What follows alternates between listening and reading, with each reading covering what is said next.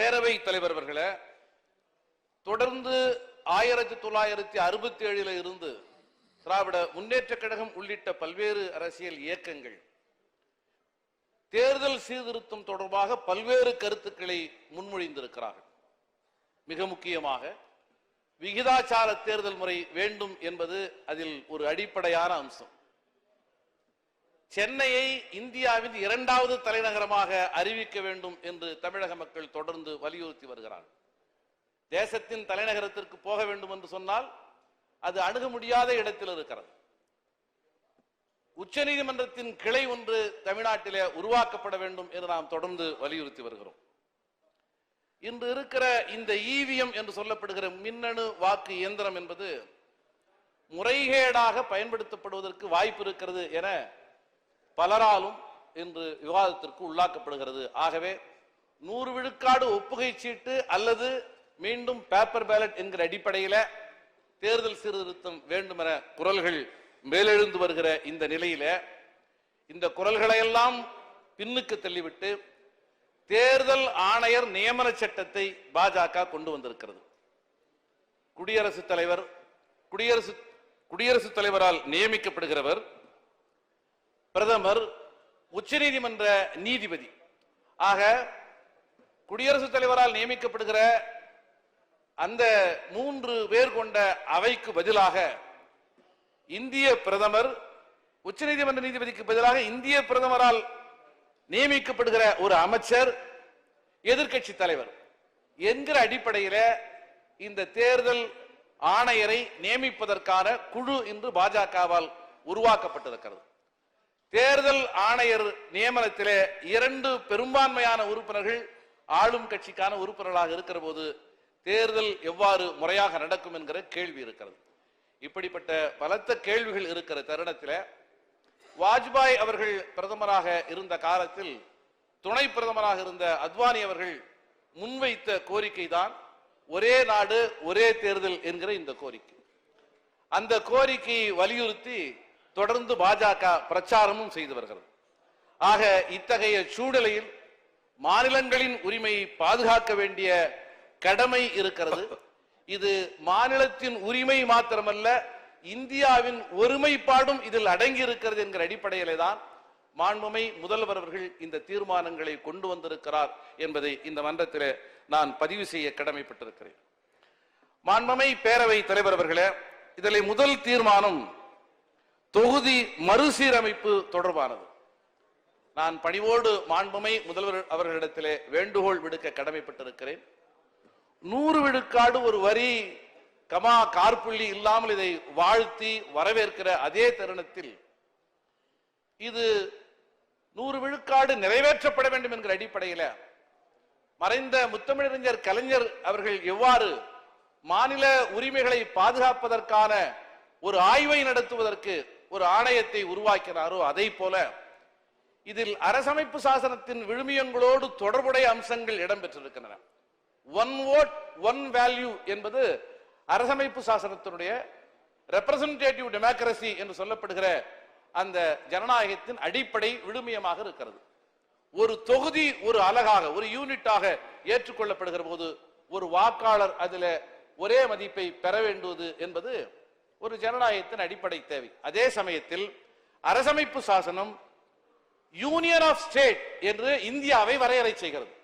ஆக state as a unit, மாநிலங்களை ஒரு அலகாக நாம் எடுத்துக்கொள்கிற போதுதான் மாநிலங்களின் பிரதிநிதித்துவத்தை 100 விழுக்காடு உறுதிப்படுத்த முடியும். ஒரு சான்றுக்கு ஒன்றை சொல்ல முடியும். 2.25 லட்சம் வாக்காளர்கள் பிரதிநிதியாகத்தான் இங்கே சட்டமன்ற உறுப்பினர்கள் தேர்ந்தெடுக்கப்படுகிறார்கள். ஆனால் 30,000 வாக்காளர்கள் தான் புதுச்சேரியில ஒரு எம்எல்ஏவை தேர்ந்தெடுப்பதற்கான அலகாக இருக்கிறது. ஆக அது புதுச்சேரி மாநிலத்தினுடைய அதை ஒரு அலகாக நாம் ஏற்றுக்கொண்டிருப்பதால் அதை சாத்தியப்படுத்த முடிகிறது.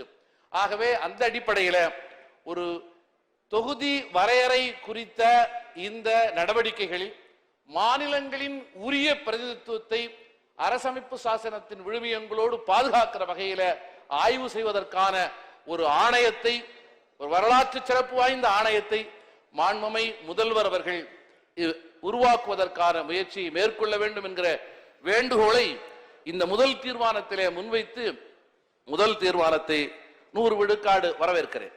இரண்டாவது தீர்மானத்தை நான் இங்கே பணிவோடு சுட்டிக்காட்ட கடமைப்பட்டிருக்கிறேன்.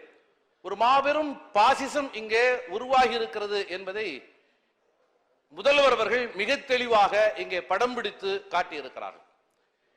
ஒரே நாடு ஒரே தேர்தல் என்கிற அந்த திட்டத்தை நடைமுறைப்படுத்துவதற்கு அவர்கள் சொல்லுகிற ஒரே ஒரு காரணம் இது செலவினங்களை குறைப்பதற்காக சொல்லப்படுகிறது என்பதுதான்.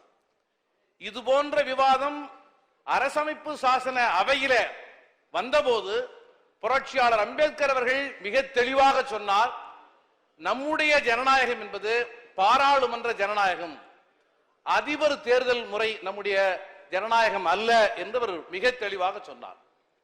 ஆக நம்பிக்கை இல்லாத வாக்கெடுப்பு கோருவதன் மூலமாக ஒரு அசாதாரண சூழ்நிலையில் ஒரு பாசிச அரசை மக்கள் பிரதிகள் தன்னுடைய கட்டுப்பாட்டுக்குள் கொண்டு வந்து வைத்திருக்க முடியும். ஆனால் 5 ஆண்டுக்கு ஒரு முறைதான் தேர்தல் என்கிற நிலை உருவானால் அது பாசிசத்திற்கே வழிவகுக்கும் என அரசமைப்பு சாசனத்தினுடைய விவாத அவையிலேயே அது குறிப்பிடப்பட்டிருக்கிறது. ஆகவே அத்தகைய சூழல் இருக்கிற காரணத்தினாலே மிக குறிப்பாக தேர்தல் சட்ட ஆணையம் செலவை குறைப்பதற்கு வேறு வழிகளை பரிந்துரை செய்திருக்கிறது.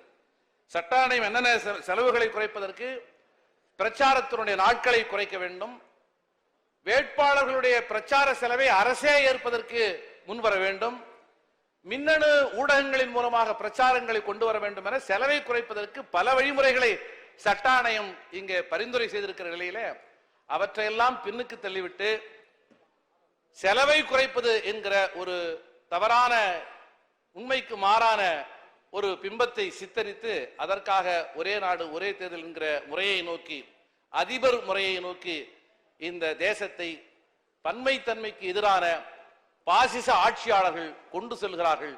ஆகவே அதை எதிர்க்கிற வகையில, இந்தியாவிற்கு வெளிச்சம் தருகிற வகையில மாண்புமை முதல்வர் அவர்கள் கொண்டு வந்திருக்கிற இந்த தீர்மானத்தில்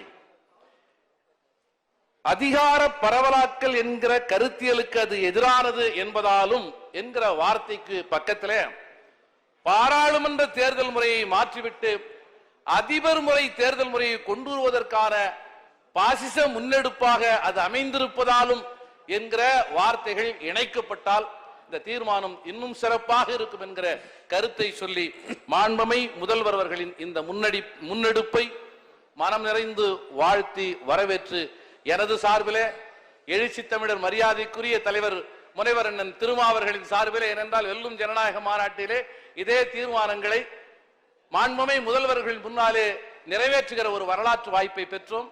வாழ்த்தி வரவேற்று அமைகிறேன். நன்றி, வணக்கம். பாதகம் செய்பவரை கண்டால் நாம் பயங்கொள்ளலாகாது பாப்பா, மோதி மிதித்து விடு பாப்பா, அவர் முகத்தில் உமிழ்ந்து விடு பாப்பா. அண்மை செய்திகளை உடனுக்குடன் தெரிந்து கொள்ள இணைந்திருங்கள் இயம்நாடு தொலைக்காட்சியுடன்.